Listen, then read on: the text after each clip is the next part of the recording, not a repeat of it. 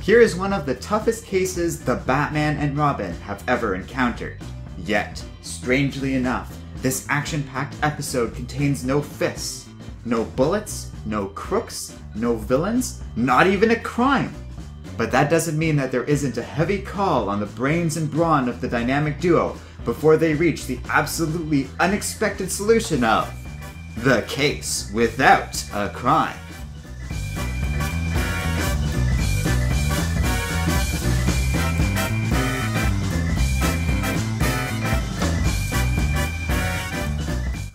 In the Batcave, Batman and Robin celebrate another crime successfully solved and add another trophy to their collection.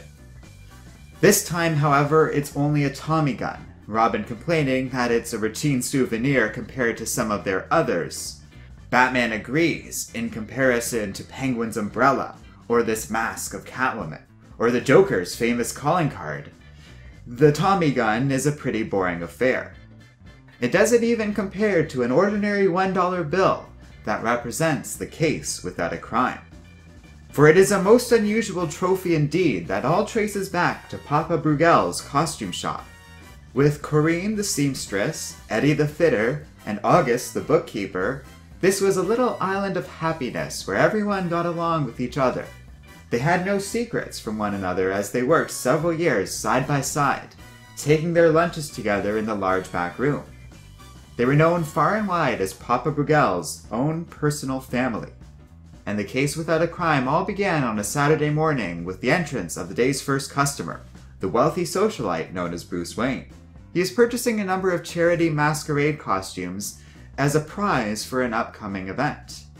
As Bruce Wayne inquires into Papa Brugel's well-being, Corinne is briefly called away as she gives Bruce Wayne his change. Bruce pays this no mind as he assumes Corinne is simply in a hurry and he leaves. However, several hours later, August the bookkeeper discovers that $99 is missing from the register. Papa Brugel is dismayed at this news, worried that someone amongst his little family could possibly be guilty of theft. Meanwhile, at the masquerade, Batman and Robin are surprised to see a woman dressed as Catwoman. They have a hard time believing that the villain would be so daring, until she casually walks over to the light switch and shuts it off. When the lights are returned, Batman and Robin are on the scene and chase after the villainess, who has stolen somebody's necklace. The two heroes are able to easily corner Catwoman, and are able to retrieve the stolen necklace. However, Bruce is quickly able to determine that the pearls are fake, made of paste. And Catwoman reveals herself not as Selina Kyle, but as Corinne from the costume shop. She borrowed the pearls from the costume shop and tricked Batman and Robin into thinking she was the real Catwoman, all in an effort to win the $100 costume prize.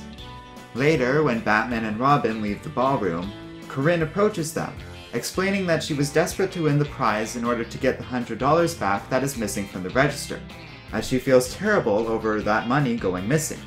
She explains that since the money's disappeared, her fellow coworker Eddie has been avoiding her all afternoon. When she passed his house, she saw the light on and phoned, but the landlady said he wasn't in. He must have told her to say that, and she's become suspicious, but also has known Eddie for years and insists the man must have had a good reason for doing something like this. Batman promises to look into this matter himself. They catch Eddie engaging in a wrestling competition. Apparently, he too is desperate to get the $100 because he believes Corinne is guilty of stealing the money in the first place. With Batman and Robin now believing these two are innocent, they turn their suspicions towards August, the only employee left. They manage to track August down to the costume shop, where they find the shop suspiciously opened after closing hours. Inside, they find both Papa Brugel and August each trying to sneak another $99 into the register, both trying to make sure that nobody else is blamed for the robbery. With all the suspects exhausted, Batman and the employees are left baffled as to what happened to the $99. The dynamic duo agree that the amount of money is pretty trivial, all things considered, and at the very least they got the four employees straightened out. It is indeed remarkable how loyal they are to one another. The next morning, as Bruce is getting ready for the day, he announces proudly to Robin that he's solved the case. Not long after that, he comes by the costume shop and reveals that Corinne accidentally gave him a $100 bill in change the other day. He returns the money, and after being reminded, Papa Rigel returns the $1 Bruce Wayne is owed. And that, reader, explains how a $1 bill came to be in the trophy room display for the case without a crime. Hello and welcome to Comic Island. My name is Arden, and this is my recap and review for Detective Comics number 112. So as we continue our 12 days of Detective Comics, we have traveled in time to the year of 1946, only 2 years after our last issue. After all, we're going in completely random order, so the amount of time that we jump forward between each issue is going to be truly random and arbitrary. But I'm glad we got to do this because we got to see a 1940s Detective Comics issue not published during World War II. And as I hinted in my last review, the differences are startling. The depth of quality in terms of the art is like night and day, and it's a real difference in terms of how much detail there is in the penciling and inking, as well as the overall quality of the coloring. Now it makes sense. Obviously, a lot of people were busy with other things during World War II, so there's less time and attention being devoted to each issue of any given Detective Comics issue. It makes sense given the history and nature of World War II and how much it demanded of the American population at the time. But we're past that in 1946, where the US is on the road to recovery from the war effort, and the mood is hopeful and happy. It kind of shows in this comic, where no one does anything truly wrong, and everybody is just trying to look for this $100 that goes missing.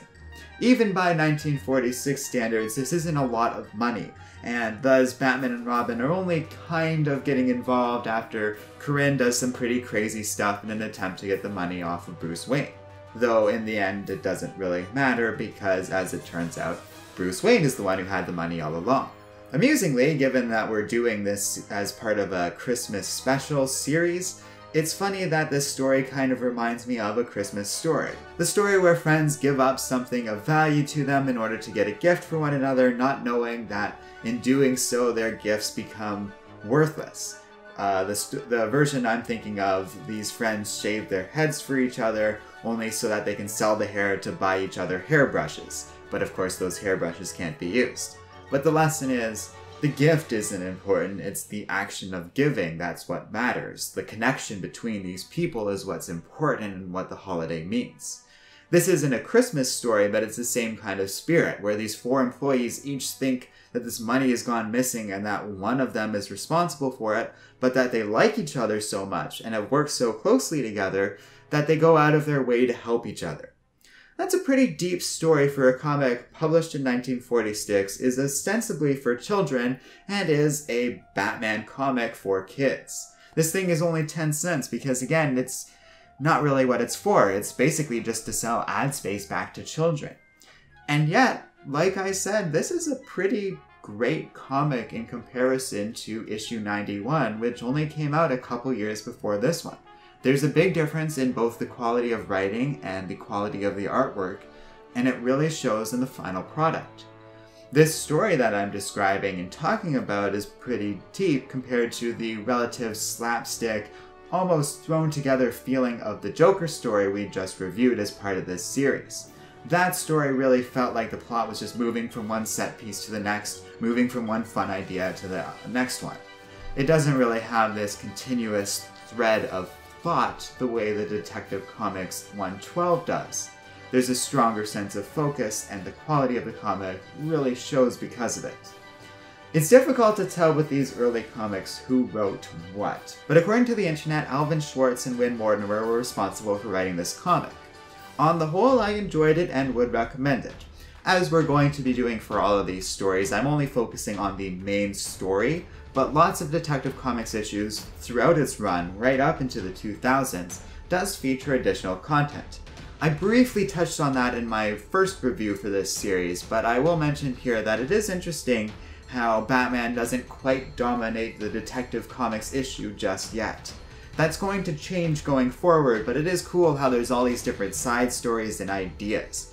these comics feel like they're just throwing a bunch of stuff at the wall and seeing what sticks and what works. Batman being the only constant across this series, and it's fun. It's really fun kind of going through this story and having this creatively different thing where there is no crime, there is no villains or action or really anything like that beyond just this base level of Batman and Robin running around trying to figure out this very basic mystery.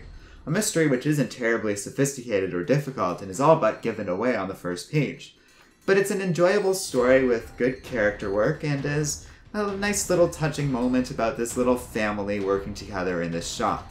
Not a real family, but just sort of this wayward family of these 4 different employees that have come to really care about each other. Is it the smartest or deepest comic in the world? No, but it is fun and it is worth reading. And to that end, I think I would recommend it. As old as it is kind of fun. And if it sounds weird that I'm couching these reviews in these decade-old comics and whether or not I recommend it, it's because you can still get these if you want. I did check out of curiosity and they are available for digital purchase on Comixology, as well as having been reprinted in various omnibuses and that sort of stuff over the years. If you're curious, these comics are interesting, and like I said in my review of Detective Comics number 91, issue number 112 also reads like a bit of a historical document. A little glimmer into what life was like in the pop culture of 1946. And that is very interesting and cool to me. Coupled with some good art and some very fun and creatively different storytelling, and on the whole, I quite enjoyed this read. So, that's that. Next up, we are going 7 years into the future, into the 1950s. Pretty much right into the golden age of comics. However, a full year before the Comics Code Authority officially became a thing. So we'll be talking about that and why this issue is so much different from what's coming next. But there is a big difference. And just because I quite enjoyed this one doesn't mean I'm going to enjoy everything as much going forward. But we'll talk about that next time. So thanks for watching. If you like Comic Island, be sure to check out our Patreon page in the video description below. And finally, don't forget to like, subscribe, and keep reading comics.